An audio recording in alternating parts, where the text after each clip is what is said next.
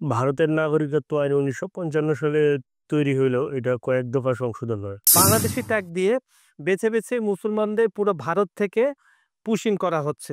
যারা ২০১৪ সনের পরে যারা ভারতে গেছে তারাও বৈধ হয়ে গেছে। আমি ভারতীয় নাগরিক, শিক্ষক ছিলাম স্কুলে, কিন্তু বিএসএফ আমার মুখ চেপে হাত বেঁধে বাংলাদেশে পাঠিয়ে দিল। আমি কিছুতেই রাজি হইনি, তারা আমাকে পেটালো, রাবার বুলেট চালালো। জন্মসূত্রে মর্যাদা ও অধিকার, এই বিষয়গুলো কি আমরা বাস্তবায়ন করতে পেরেছি কিনা, আন্তর্জাতিক মানবাধিকার চুক্তি মেনে কি পাঠানো হচ্ছে কিনা, বা অর্থনৈতিক, সামাজিক, সাংস্কৃতিক অধিকার আমরা ভারত কতটুকু মেনটেন করছে, যে এই জিনিসগুলো দেখার বিষয়। সুপ্রিয় দর্শক, বিশ্ব সংযোগে আপনাদের স্বাগতম। আপনাদের সঙ্গে রয়েছে আমি কাজল হায়দার, আর আমার সঙ্গে আজকে রয়েছেন সিনিয়র সাংবাদিক বিশ্বজিৎ দত্ত ভৌমিক। বিশ্বদা, আমাদের অনুষ্ঠানে আপনাকে স্বাগত। ধন্যবাদ।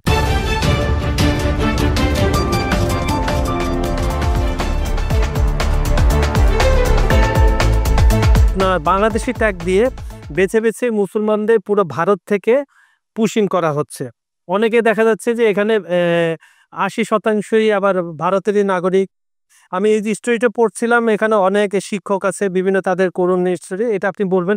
কিন্তু যে হিউম্যান রাইট ওয়াচ, এটা আসলে কোন কোন দিকগুলো বেশি মৌলিক, এদের মধ্যে এই কথাগুলো কি? প্রথমেই আপনাকে দেখতে হবে যেটা ভারতের নাগরিকত্ব আইনটা কি। আচ্ছা, ভারতের নাগরিকত্ব আইন ১৯৫৫ সালে তৈরি হইলেও এটা কয়েক দফা সংশোধন হয়। সর্বশেষ যেটা পাশ হয় ২০২৪ সনে। এই আইনটাও কিন্তু আপনার প্রণয়ন করা হয় ২০১৯ সনে। তাহলে কি আছে এই আইনে, বিষয়টা কিন্তু ওই জায়গা আপনাকে বুঝতে হবে, আপনার গোড়ায় আসতে হবে। তাহলে ওই আইনে আছে ২০১৪ সনের আগে যারা বাংলাদেশ, পাকিস্তান এবং আফগানিস্তানের সংখ্যালঘু আছে, তারা ভারতের নাগরিকত্বের জন্য আবেদন করতে পারবে। এরপরে যারা গেছে তারা আবেদন করতে পারবে না। তাহলে তাদের অবস্থানটা কি হবে? এখন বড় কোয়েশ্চেন মার্ক। তাহলে তারা স্বাভাবিকভাবেই তারা অবৈধ হয়ে যাবে।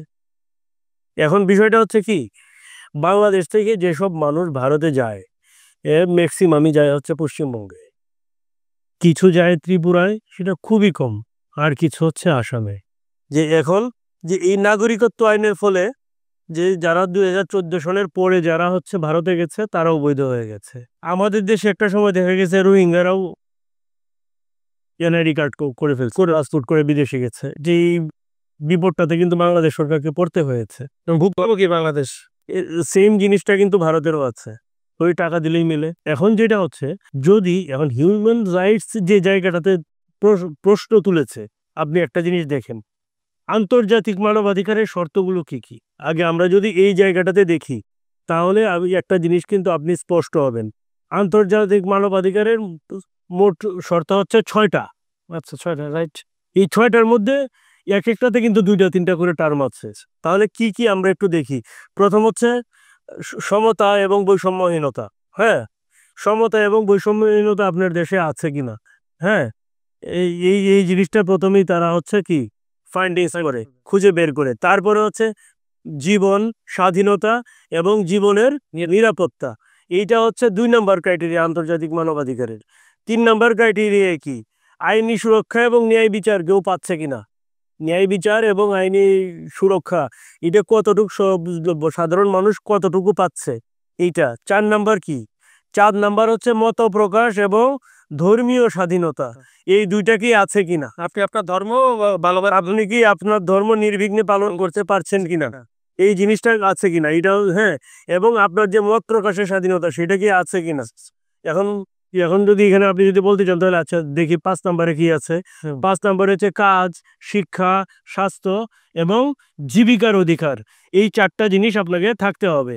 কি, কাজ, শিক্ষা, স্বাস্থ্য, জীবিকার অধিকার। এই 4টা যদি না থাকে, তাহলে মানবাধিকারের 5 নম্বর শর্ত লঙ্ঘন হয়। 6 নম্বর শর্ত যেটা, সেটাতে কি আছে, 6 নম্বর শর্ত আপনার সবগুলোই আছে, কিন্তু দেখা গেছে আপনার মানবিক মর্যাদা নাই, আপনার প্রতি নিষ্ঠুরতা এবং সুরক্ষা নাই আপনার। নিষ্ঠুরতা সুরক্ষা নাই, সেটা 6 নম্বর শর্ত। তার মানে কি, মানবিক মর্যাদা এবং নিষ্ঠুরতা থেকে সুরক্ষা থাকতে হবে আপনাকে। এইটা মানবাধিকারের 6 নম্বর শর্ত। এই শর্তগুলো যদি আপনি বাস্তবায়ন না করতে পারেন, তাহলে আপনি আন্তর্জাতিক মানবাধিকার লঙ্ঘন করবেন। এর মধ্যে যে কোনো একটাও যদি আপনি পূরণ করতে ব্যর্থ হন, তাহলে কিন্তু আপনি মানবাধিকার লঙ্ঘনকারী। একদম একদম স্পষ্ট কথায়। এখন আসি, মে মাস থেকে গত বছর এই জিনিসটা থেকেই শুরু হয়েছিল, 2024 সন থেকে, যে ভারতের বিভিন্ন রাজ্যে হচ্ছে যে এই যে বাংলাদেশিদের ধরপাকড় করা বা ট্যাগ দেওয়া। কারণ আপনি দেখেন ওদের নাগরিকত্ব আইনে কিন্তু বলছে যে সংখ্যালঘু শব্দটা কিন্তু নিয়ে এসছে। এই জিনিসটা কিন্তু আপনাকে নিয়ে আসতে হবে সামনে। এই সংখ্যালঘু শব্দটা না আসলে জিনিসটা চোখে পড়বে না। তো সংখ্যালঘু বলতে ওরা কি বুঝাইছে? অমুসলিম যারা হচ্ছে অমুসলিম, তারা হচ্ছে নাগরিকত্বের জন্য আবেদন করতে পারবে যদি 2014 সনের আগে ভাড়াটে হবে। যদি 2014 সনের হ্যাঁ পরে যদি আগে যদি মুসলিমও ঢোকে, তাহলে সে কিন্তু আবেদন করতে পারবে না। এখানে ধর্মটা কিন্তু একটা বড় ফ্যাক্টর। এখানে যেটা হচ্ছে, আপনার দেখা গেছে যে অনেকের জন্ম সনদ আছে, আধার কার্ড আছে এবং ভোটার পরিচয়পত্র পর্যন্ত আছে, তারপরেও কিন্তু সে কিন্তু এই নির্যাতন থেকে কিন্তু সে রেহাই পায় নাই। তাকে কিন্তু ধরে কি পুশিং করে বাংলাদেশে পাঠিয়ে দেওয়া হয়েছে। তার কারণ কি? একমাত্র ধর্মের কারণ। বিষয়টা তো তাই দেখা যাচ্ছে। এখন যেটা হচ্ছে কি, যে এই হিউম্যান রাইটস কিন্তু এই জিনিসটাই বলছে। তার মানে বিজেপি কি করছে? বিজেপি কিন্তু ট্যাগ দেওয়ার কাজটাই করছে বিজেপি। এখন যেটা হচ্ছে যে বন্দুক ঠেকিয়ে যে বাংলাদেশে পাঠিয়ে দেওয়া। তো আমাকে যদি আপনি বন্দুক ঠেকিয়ে পাঠিয়ে দেন, ওকে, কিন্তু আপনাকে আত্মপক্ষ সমর্থনের সুযোগ দিতে হবে।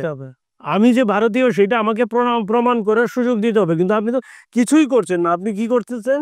বন্দুকের নলের মুখে আমাকে হচ্ছে কি রাতের আধারে এটা পুটলা বেঁধে আমাকে পাঠিয়ে দিচ্ছেন, মানে ছুঁড়ে মারছেন। বিষয়টা তো তাই, আলটিমেটলি তাই দেখাচ্ছে। আমি কি মানুষ না জন্তু, সেটা কিন্তু আপনারা দেখলেন না। নাকি পণ্য, চোরাই পণ্য? বিষয়টা কি এরকম? এটা তো আন্তর্জাতিক মানবাধিকারের গুরুতর লঙ্ঘন। এটা একদমই, এখানে আপনি যাই বলেন না কেন, এটাই সত্য। এটাকে কিন্তু আসলে এড়ানোর কোনো সুযোগ নেই। হিউম্যান রাইটস ওয়াচ কিন্তু এই জিনিসগুলোকেই সামনে নিয়ে আসছে। ফোকাসটা এটাই। এখন দেখেন যে রিপোর্ট যেগুলো আসছে, আপনার আসাম, উত্তরপ্রদেশ, গুজরাট, রাজস্থান, উড়িষ্যা ও মহারাষ্ট্রের 6 রাজ্য থেকে সবচেয়ে বেশি আটক করা হয়েছে। এখন যেটা হচ্ছে, এইখানে এই 6 রাজ্য থেকে, এর মধ্যে দিল্লিও আছে কিন্তু। তো এই যে আসাম, উত্তরপ্রদেশ, গুজরাট, রাজস্থান, উড়িষ্যা, মহারাষ্ট্র এবং দিল্লি, এই জায়গাগুলো থেকে যেসব বাংলাদেশিকে আটক করা হয়েছে, সেই সংখ্যা কিন্তু নেহাত কম না, 3000-এর মতো বা 3000-এর কিছু বেশি। এর মধ্যে ম্যাক্সিমাম কিন্তু এই মে মাসের পর থেকে এই পর্যন্ত ভারত পুশিং করেছে। যদিও আমাদের সরকারের পক্ষ থেকে বারবার বলা হয়েছে যে পুশিং করা কোনো সমস্যার সমাধান না। যদি আমাদের দেশের নাগরিক হয়, তাদেরকে আপনারা কূটনীতিক চ্যানেলে পাঠান। আমরাও আমাদের দেশে যদি আপনাদের অবৈধ নাগরিক থাকে, আমরাও কূটনীতিক চ্যানেলে পাঠাবো। কিন্তু ভারত কিন্তু সেই কথা শুনে নাই। যতই ভারত বারবার বলুক যে আমরা কূটনীতিক চ্যানেলে পাঠাবো, বারবার বলার পরেও কিন্তু তারা এই জিনিসটাকে গুরুত্ব দেয়নি। তারা কিন্তু সেই আগে এতেই থেকে গেছে, যে কি করলো, যে ওই যে রাতের আধারে ঠেলে দেয়া বাংলাদেশের। এই এখন যেটা হচ্ছে যে এটা কি আসলে বিজেপি সরকার কি রাজনৈতিক সমর্থন পেতে মুসলিমদের কি বলির পাঠা বানাচ্ছে কিনা, এটা বড় কোশ্চেন না। এটা কিন্তু একটা প্রশ্ন তৈরি করে এবং এটা কিন্তু খুব গুরুতর একটা অভিযোগ মানবাধিকারের জন্য। এটা একটা গুরুতর অভিযোগ যে রাজনৈতিক সমর্থন পাওয়ার জন্য বা মোদী সরকার কি মুসলিমদেরকে বলির পাঠা বানাচ্ছে কিনা, এইটা একটা বিষয়। এখন হিউম্যান রাইটস ওয়াচের যে দক্ষিণ এশিয়ার যে পরিচালক, তিনি হচ্ছেন এলেন পিয়ারসন। তিনিও কিন্তু এই জিনিসটাই মনে করেন। তিনি মনে করেন কি মুসলিমদেরকে নিশানা করা হচ্ছে, আর এই পুশিন হচ্ছে পুরোটাই বেআইনি যে প্রক্রিয়া চলতে।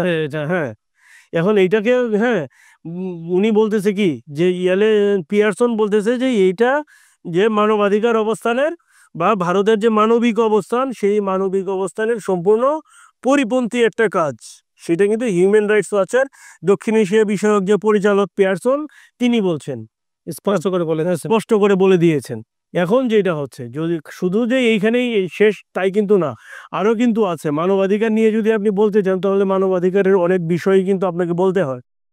জাতিসংঘের সার্বজনীন মানবাধিকার ঘোষণায় যে জিনিসগুলো আছে 1941 সালে যেটা ঘোষণা করা হয়েছে, এখন সেইখানে 30তম অনুচ্ছেদে যেটা আছে যে জন্মসূত্রে মর্যাদা ও অধিকার, এই বিষয়গুলো কি আমরা বাস্তবায়ন করতে পেরেছি কিনা, আন্তর্জাতিক মানবাধিকার চুক্তি মেনে কি পাঠানো হচ্ছে কিনা, হ্যাঁ, বা অর্থনৈতিক সামাজিক সাংস্কৃতিক অধিকার আমরা ভারত কতটুকু মেনটেন করছে, যে এই জিনিসগুলোও দেখার বিষয়।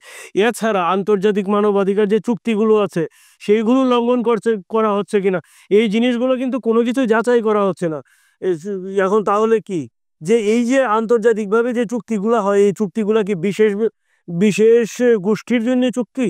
এখানে কিন্তু একটা বড় প্রশ্ন রেখে গেলাম, এই প্রশ্নের জবাবটা আপনারা দিবেন। এই ঘটনায় আমি এক শিক্ষকের কথা বলে এই অনুষ্ঠানটা শেষের দিকে নিয়ে যাই। একজন শিক্ষক বলছে, নাম তিনি প্রকাশ করেননি। তিনি বলছেন, আমি ভারতীয় নাগরিক, শিক্ষক ছিলাম স্কুলে, কিন্তু বিএসএফ আমার মুখ চেপে হাত বেঁধে বাংলাদেশে পাঠিয়ে দিল। আমি কিছুতেই রাজি হইনি, তারা আমাকে পেটালো, রাবার বুলেট চালালো। মানে এই হচ্ছে, আপনি এখন দেখেন ভারতে বলে যে শিক্ষকদের অনেক মর্যাদা ভারতে, হ্যাঁ, এই জিনিসটা তারা খুব ফলোভাবে করে, ওরা ভালো বেতন দেয়, দেন, হ্যাঁ, ও সম্মান দেওয়া হয় সমাজে, তাদের সমাজে অনেক সম্মান। এটা কি সমাজে সম্মান দেওয়ার নমুনা? এই যদি সমাজে সম্মান দেওয়ার নমুনা, তাহলে আর বলার কিছু আছে? আপনারা যদি শিক্ষকদের সাথেই এমন করেন, তাহলে প্রজন্ম তৈরি হবে কি দিয়ে? প্রজন্ম কি শিখবে? প্রজন্ম কার কাছ থেকে শিখবে? এটা হচ্ছে, আপনি যেটা বলছেন, এটা হচ্ছে হিউম্যান রাইটস ওয়াচের যে কেস স্টাডি ছিল, এই কেস স্টাডির একটা অংশ, যদি আমি না করি। তো এইরকম আরো অন্তত 18 জনের কেস স্টাডি হচ্ছে হিউম্যান রাইটস ওয়াচ নিয়েছে ওই প্রতিবেদনে, হ্যাঁ।